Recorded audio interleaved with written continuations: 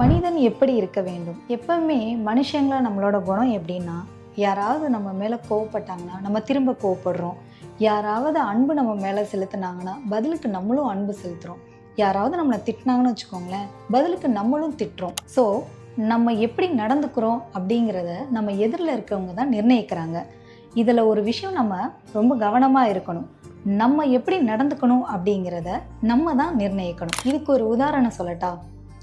சூரியன் கொடுக்கறதும் வெளிச்சம்தான், நிலா கொடுக்கறதும் வெளிச்சம்தான்.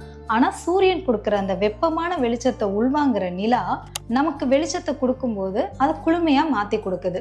இதே மாதிரி தாங்க நம்மளும் இருக்கணும். நம்ம எதிராளிங்க நம்ம கிட்ட கோபமா நடந்துக்கிட்டாலும், பொறாமையா இருந்தாலும், அன்பே கொடுக்கலனாலும் நம்ம நிலா மாதிரி எப்பயுமே குளுமையை மட்டுமே தரலாமே. இன்னும் ஒரு சுவாரஸ்யமான தகவல்களுக்கு தமிழ் மயத்துடன் இணைந்திருப்போம். அன்புதான் வெல்லுமே எந்த